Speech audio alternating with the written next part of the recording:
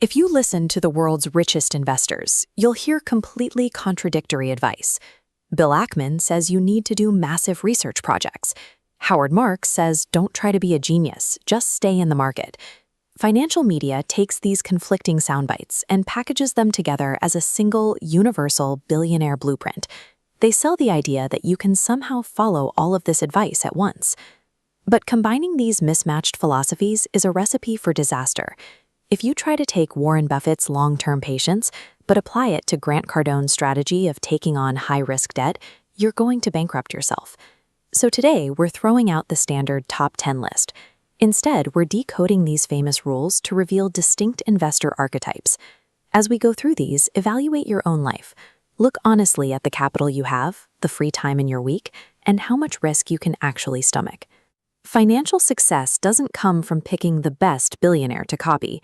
It comes from selecting the specific path that matches your current reality. Let's start with the first archetype, the passive compounder.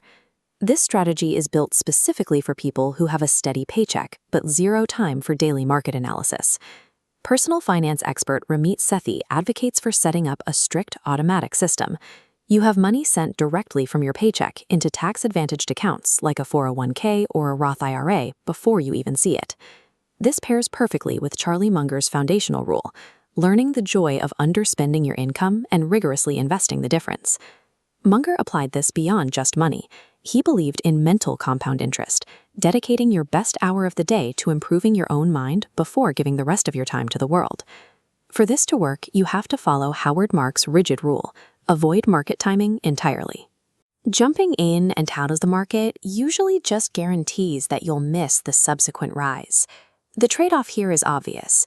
This method guarantees you will not get rich quickly, and you have to sacrifice the thrill of finding that massive home run stock. The passive compounder trades excitement for probability. It's a mathematically sound, highly likely path to reaching millionaire status by the time you retire.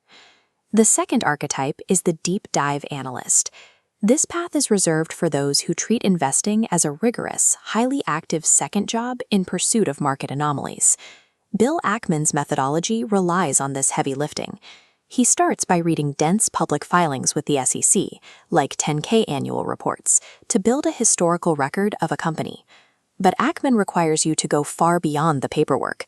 You have to interview industry competitors and utilize expert networks to verify if a company's management is actually competent. Sam Altman takes this active search for an edge even further. He suggests exposing yourself to extreme illiquidity, investing in private, locked-up assets that might take decades to fully mature. And Mark Cuban insists that to reach the billionaire level, you can't settle for standard market returns. You have to search out highly leverable, explosive anomalies. The massive trade-off here is exposure. By backing your own research, you take on severe single-stock risk if your thesis is incorrect.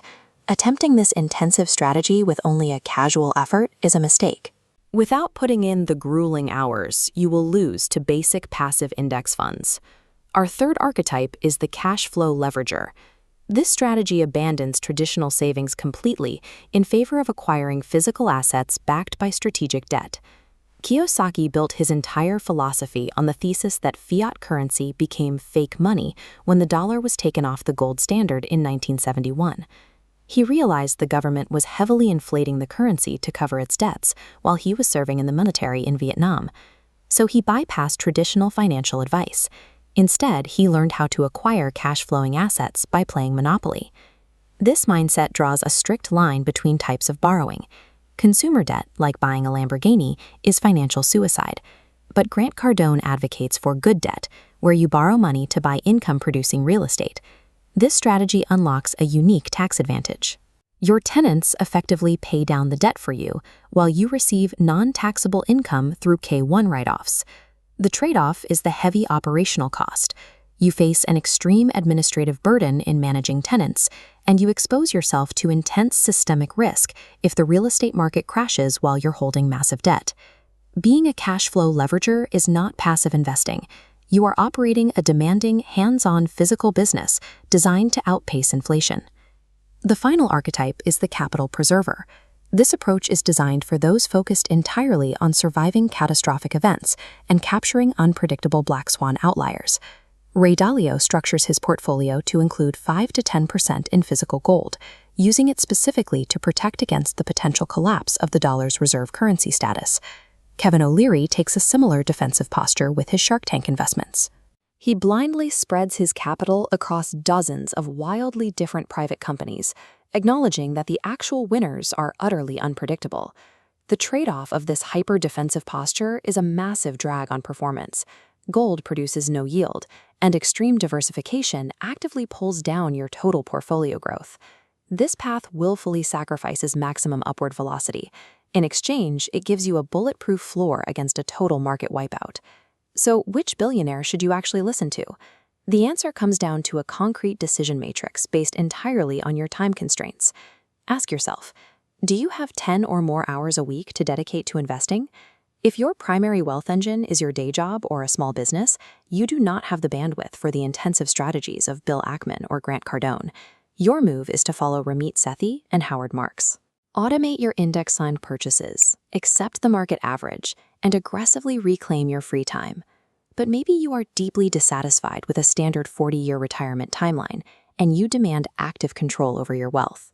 If you take this route, understand that you are choosing to play investing as a competitive sport against institutional giants. The greatest danger for any retail investor is expecting the massive outcome of an active billionaire without being willing to supply their grueling inputs. Assess your real constraints.